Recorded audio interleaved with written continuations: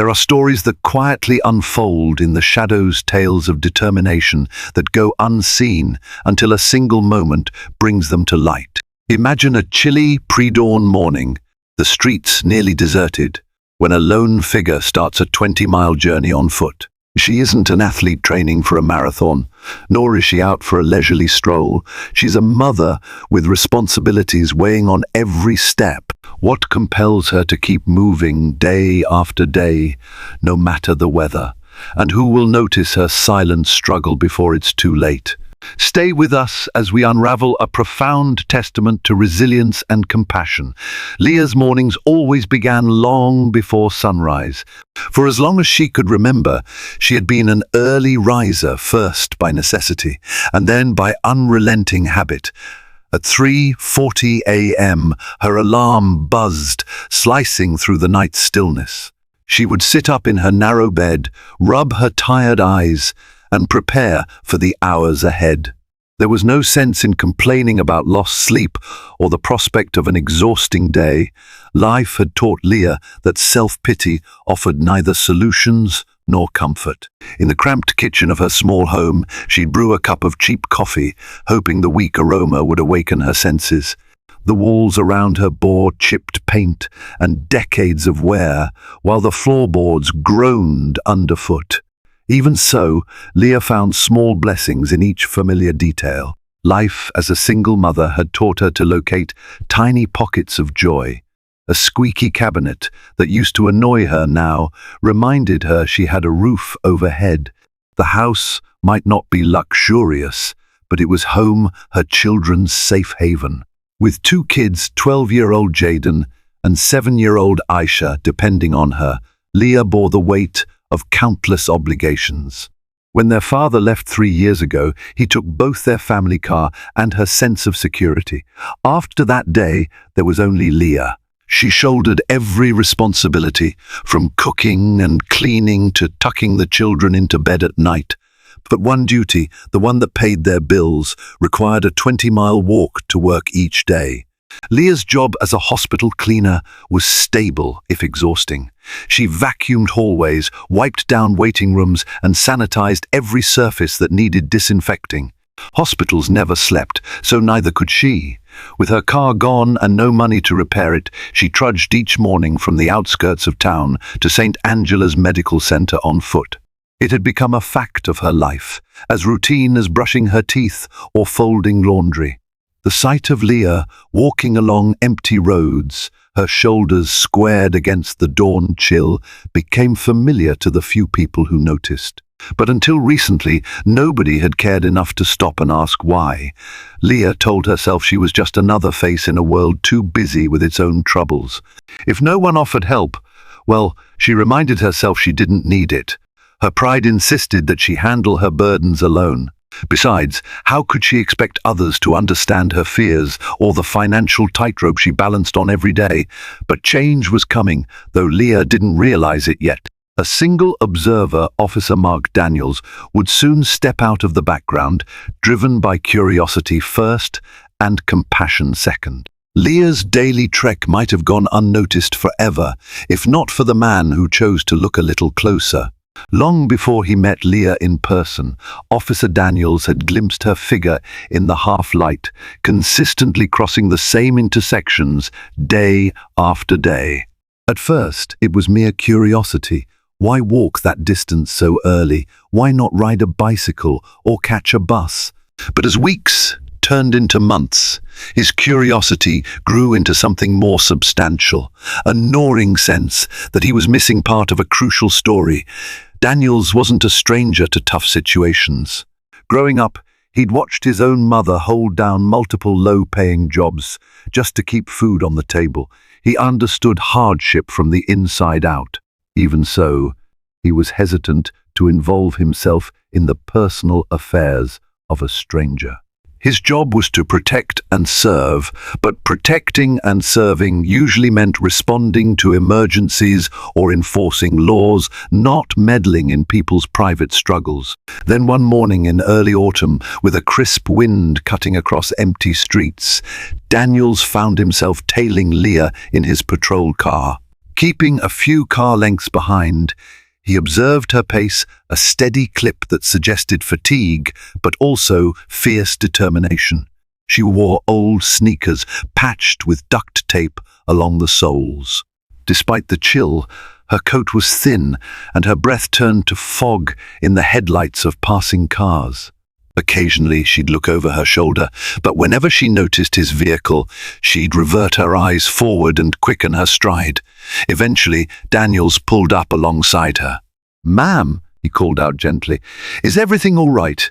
It's quite early to be walking." She startled but kept moving. "Everything's fine, officer," she replied. "Thank you for asking." Her guarded posture told Daniels she wanted him to leave, yet there was no hostility in her voice, just a polite firmness. He offered her a ride, which she politely declined. She gave a small wave, and then she was gone, swallowed by the dark. But he couldn't let it go.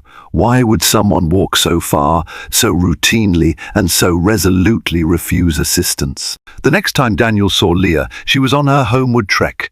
It was already past sunset, and her gait looked heavier, as if those miles had accumulated and weighed her down.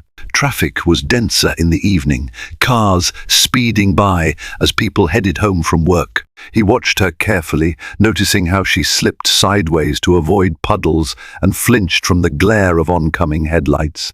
Daniels pulled over, watching from a distance.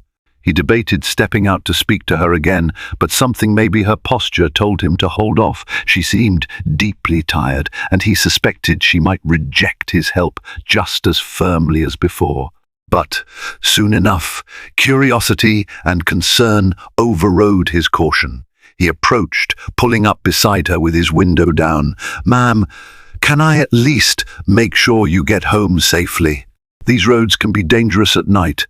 Her reaction was mixed. She was startled, then defensive, and finally forced a small smile. "I'm almost there. Thanks for asking." That was that. The next time he saw her, she had just emerged from the hospital's side door, dressed in a faded staff uniform.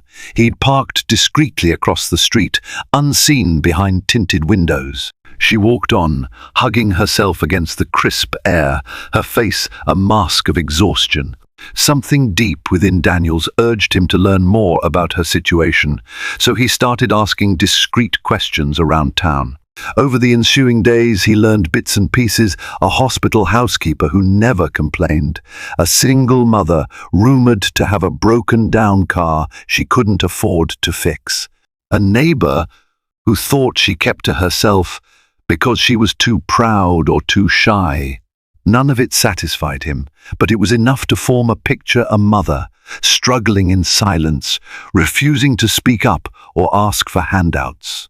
Leah's children, Jaden and Aisha, understood that their mother's life was harder than most. They saw the worn shoes by the door and the phone reminders about overdue bills. They noticed how Leah took on extra hours at the hospital whenever possible, never mentioning the strain, yet she always made time for them. Evenings found them gathered at the rickety kitchen table, the fluorescent light flickering overhead, as Leah helped Jaden with his science homework or asked Aisha about her latest drawings. These moments of togetherness were precious, but they were also fleeting. Too often, Leah would have to retire early, to bed by 8 o'clock, in order to wake in the dead of night and start it all over again. Jaden sometimes wished he could help more. At 12, he was old enough to sense his mother's burdens, but too young to share them. Aisha, only 7, brimmed with a childlike optimism that sometimes broke Leah's heart. She wanted so badly to give her daughter the world, but struggled just to keep the electricity on. The family did receive small kindnesses from time to time: a discount on groceries from a local store clerk who had seen Leah limp home, soaked by rain, a second-hand winter coat from a church donation drive, yet it wasn't nearly enough to offset the cost of a consistent commute or patch their finances. Every decision Leah made involved calculating how to stretch a dollar to its breaking point. Her children never complained. Their acceptance, tinged with innocence, only drove her to push harder. One brisk day, Officer Daniels decided to follow Leah discreetly from start to finish, hoping to see her home address and confirm that she was safe. He kept enough distance so he wouldn't startle her. She departed before dawn and walked for hours, weaving through industrial blocks and residential neighborhoods. At one point, she stopped near a small convenience store to buy a pack of cheap crackers. That was her breakfast. She stood outside for a minute, massaging her calf as if a cramp had set in, then trudged onward. By the time Leah reached the hospital, more than 4 hours had passed. Daniels watched her greet a security guard with a tired smile and nod to a nurse who held the door for her. Then she vanished inside to start her shift. He waited in his car, pondering this daily labor of love. Suddenly, the shape of her life seemed undeniable. Every step was for her children, every mile a testament to resolve. That evening, he waited for her to reappear. As the sky dimmed to lavender, Leah exited the building, face drawn from a full day of physical work. She began her return journey, limping slightly by the time she passed the first mile marker. Street by street, the city lights receded, replaced by shadowy patches of road. Daniels felt his throat tighten.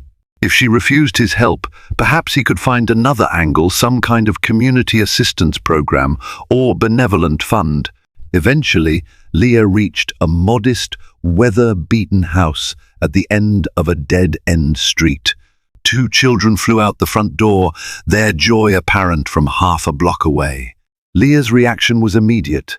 The exhaustion left her eyes, replaced by warmth. She crouched down, arms open, letting them crash into her embrace. Daniels parked at a respectful distance, heart thumping as he witnessed that moment. It made every question about her route and refusal of rides crystal clear. She wasn't just commuting, she was sacrificing everything for those kids. The next day, Daniels summoned his nerve and approached Leah outside her home before sunrise. She was locking the door, set to begin her endless walk. "MAAM," Daniels said, stepping out of his patrol car. His hands were raised slightly, an unspoken promise of good intentions. "I'm Mark Daniels, one of the local police officers. I've noticed how far you walk every day, and I'm worried. Can we talk a minute?"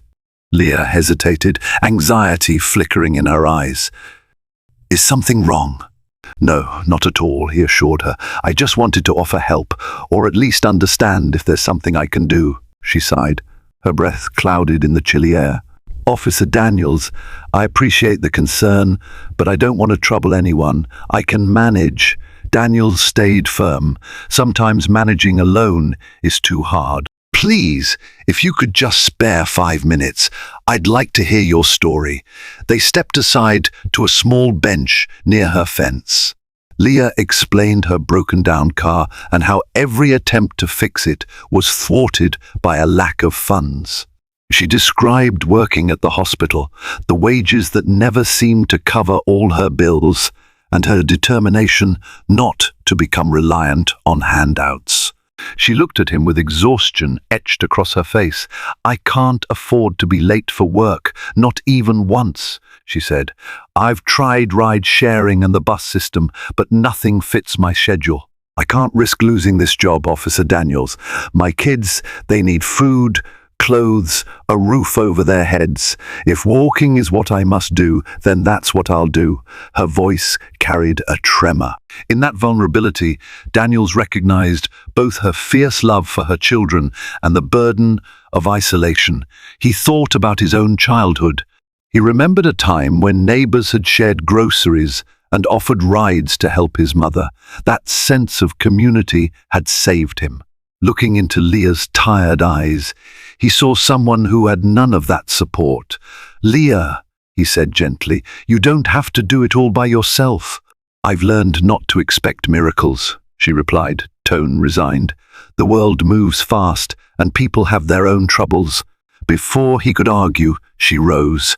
"I'm sorry, but I need to get going." "Thank you again, officer." Daniel stood, nodding solemnly. "Take care of yourself," he said, vowing silently to find a way, whether she believed in miracles or not. His plan began with discreet outreach. Daniels phoned Mike Hansen, an old friend who ran the local auto shop. Mike was skeptical at first. Lots of people asked for discounts, but few could pay. When Daniels explained Leah's situation, Mike relented. "All right, let me see the car," he said. "If it's salvageable, I'll do what I can." Next, Daniels contacted the hospital's HR department.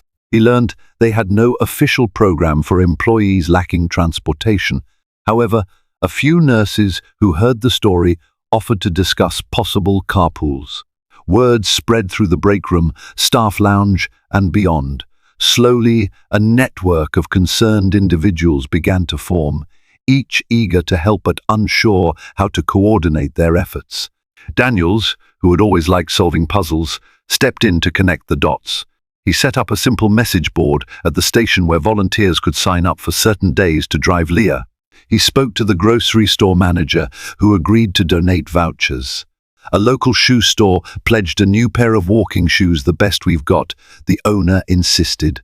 With each conversation, Daniels felt momentum building. People were moved by Leah's determination. All they needed was a focal point, a reason to turn empathy into action. The trickiest part was how to tell Leah. Daniels knew she valued her independence. The last thing he wanted was to make her feel pitied, so he decided on a different tactic. He asked her to meet him at the police station one evening under the pretense that there were some documents he wanted her to see. Leah seemed apprehensive but agreed.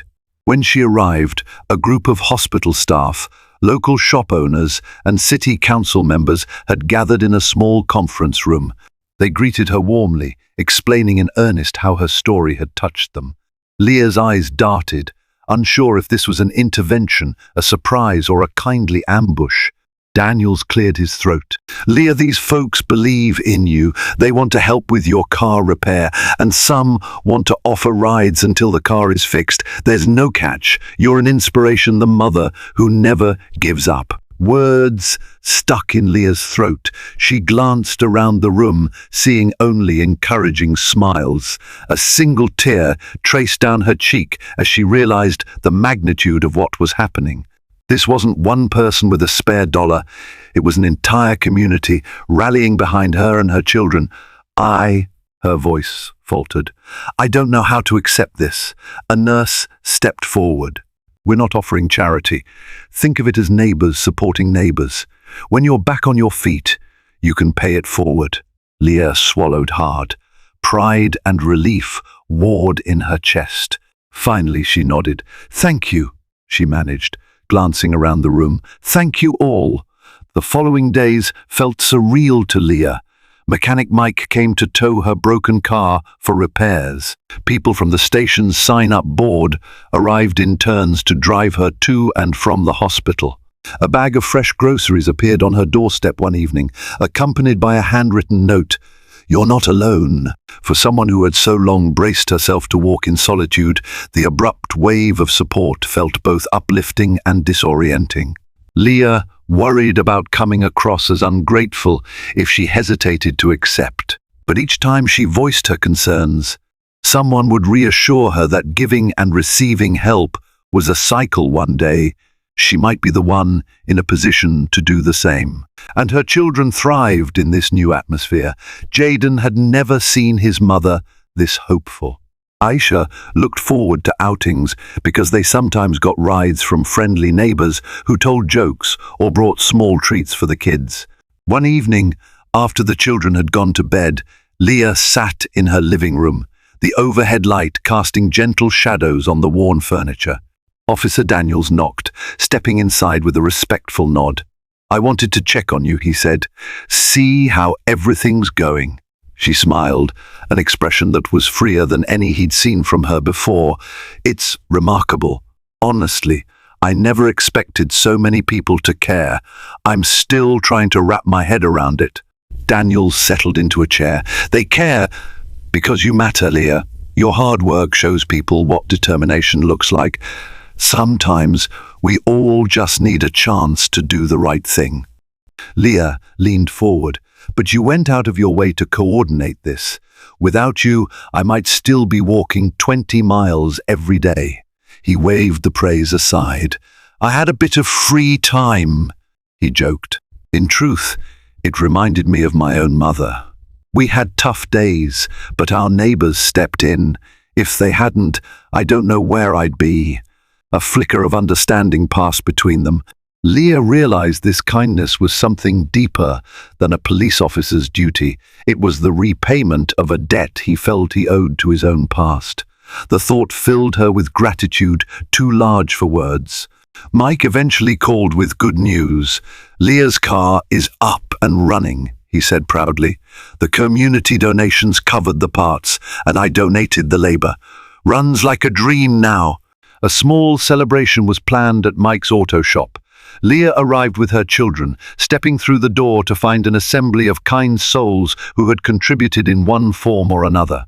Jaden let out an audible gasp at the sight of their once-dead car, now clean and shiny, with new tires and engine repairs. Aisha squealed at the presence of colorful balloons that someone had hung along the ceiling. Leah's eyes filled with tears the moment she realized what had been done. The car looked almost brand new, a symbol not just of transportation, but of possibility. Mike handed her the keys with a grin. Here you go, he said. Take her for a spin. She stared at the keys, trembling slightly. I can't believe this. A nurse from the hospital patted her on the back. Believe it. You deserve it. Officer Daniels stepped forward, feeling awkward under the glow of her gratitude. Leah, the whole town chipped in to make this happen. Now you won't have to walk 20 miles anymore. Think of what you can do with those extra hours. Leah felt each person's compassion like a series of warm lights in the darkness. Tucked into the passenger seat, Aisha beamed, tapping her feet against the floor mat. Jaden grinned wide, already imagining the possibilities of after-school clubs and fewer solitary evenings at home, waiting for Leah to return. For Leah, the car wasn't just metal and gears, it was a second chance. Tears welled up, and she hugged Officer Daniels before she could stop herself. Thank you, she whispered, her voice breaking. He patted her shoulder. Don't thank just me. Thank all of them. She turned to face the assembled group, her words catching on sobs. I never thought I'd stand here with a working car and so many people around me. I promise I'll pay this forward someday. An eruption of cheers and applause followed. For Leah, it felt like stepping into the warmth of a campfire after surviving an endless winter night. Once her commute was no longer an exhausting daily march, Leah discovered the power of simple changes. She arrived at work on time with energy to spare, no longer worried about blisters forming on her feet. In the afternoons, she picked up her kids from school, surprising them with the novelty of actually having a mother in the car line. She managed to buy fresh groceries and store them in the trunk instead of hauling them a few at a time in plastic bags. Her colleagues at the hospital noticed a difference. Leah's fatigue-laced smiles turned into genuine grins. Sandra, a nurse who had once teased her for always looking half dead, congratulated her on how the whole town had united. I'll never walk by you again without thinking about how strong you are, Sandra teased one day. By this point, Leah was not just the beneficiary of a good deed, she was an active participant in her community. She began volunteering at a local food bank on weekends. She donated a portion of her meager savings to a neighborhood drive to help other families with heating bills. Each act of kindness felt like adding a brick to a communal foundation she hadn't known existed. Officer Daniels watched this transformation with humble pride. He saw Leah bloom into a person who could stand taller now that her physical and emotional burdens were lighter. As a police officer, he was used to seeing the worst moments of people's lives, accidents, disputes, crimes. But Leah's story reminded him that sometimes the badge stood for building people up, not just maintaining order. Months went by. The once forsaken car gave Leah a reliable means to keep pushing forward. Jaden's science fair project took first place in the school competition, partially because Leah could drive to the local library for books and resources. Aisha's artwork decorated the family's living room walls and even earned a small award at a local festival. Slowly but steadily, the momentum of kindness Leah had experienced began to multiply. One morning, she heard about a co-worker named Tanya who had to commute on foot. Without hesitation, Leah offered Tanya a ride. Before, she would have been too exhausted or pressed for time to consider it. Now, sharing what she'd been given felt natural. She remembered vividly the sting of independence mixed with desperation. That single gesture planted the seed for a carpool group among lower-wage hospital staff. Nobody had to walk 20 miles alone anymore. Between Leah's example and Officer Daniels's continued support, more people recognized that a network of mutual help could solve problems that had once seemed impossible. The sense of unity that emerged was profound. No one was lesser for needing help, and no one was heroic for offering it. It was simply neighbors supporting neighbors. Before long, local news stations picked up the story. They interviewed Leah at her home, capturing footage of her battered sneakers, which she kept in her closet as a stark reminder, and the refurbished car that the community had gifted her. People wanted to celebrate the miracle, as one reporter called it. But Leah refused to accept the term miracle. It wasn't magic, she explained, voice steady. It was compassion. Officer Daniels recognized I needed help, and everyone else stepped up. I'm not a victim or a hero. I'm just a mother doing her best. And now I realize we can all do more if we stand together. That humility, combined with her newfound confidence, resonated across the airwaves. Donations poured in for the local volunteer network. People started contacting the hospital to see if others needed assistance. And the spark that had begun in Leah's small corner of town flickered outward, igniting a spirit of neighborly kindness that transcended county lines. 1 year after Leah's car was repaired, the same auto shop that had once been the site of her life-changing surprise threw another small gathering. This time, it was a fundraiser for local families on the brink of homelessness. Leah attended not as someone in need, but as a volunteer. She spent the evening handing out flyers, urging donations, and smiling at new friends. Officer Daniels was there too, proud but low-key. He spoke little about his role in Leah's story, preferring to point out that anyone would have done the same. Yet people gravitated to him, quietly thanking him for reminding them what community meant. A journalist asked him, "What inspired you to take such an interest in Leah's situation?" He simply shrugged. It wasn't just her, it was her kids, and the idea that no one should have to do so much alone for so long, he replied. Sometimes you see a situation and realize if you don't act, you might regret it the rest of your life. At the end of the fundraiser, Leah introduced him to a young single father she'd been mentoring. The father, anxious about raising 2 toddlers, had been about to drop out of a nursing certification program. But with Leah's encouragement and the network's support, he found affordable childcare and was determined to graduate. Watching them interact, Daniels felt that same surge of hope he'd experienced when he first recognized Leah's effort. It was a sign that good deeds spark more good deeds, spreading outward like ripples on water. Over time, Leah's story became almost legendary. The notion of a mother walking 20 miles, unwavering, transformed from a local anecdote into an inspiring reminder of communal strength. Yet if anyone asked her, she'd always downplay her endurance. Her real pride was in how the crisis had awakened kindness in so many. She would never forget the relentless ache in her legs or the fatigue that blurred her vision, but she also carried with her the image of a room full of people offering help without strings attached. One afternoon, while picking up Jaden and Aisha from school, Leah found herself crossing paths with a woman named Teresa, who was hunched over with groceries spilling from torn plastic bags. Without hesitation, Leah offered assistance, driving Teresa home and helping her carry her bags indoors. Teresa, sheepish about the state of her finances, apologized for the trouble. "No trouble at all," Leah said softly. "You never know when you might be the one who needs a helping hand." Teresa stared, perhaps seeing in Leah's face a story she hadn't guessed, but she only whispered, "Thank you." Moments like these became woven into Leah's daily life. Each instance reminded her of how far she'd come and how crucial it was to keep paying that generosity forward. She still worked at the hospital, still lived in the same modest house, but her world was vastly changed. No longer isolated, Leah belonged to a community, and the community, in turn, found new life through her example.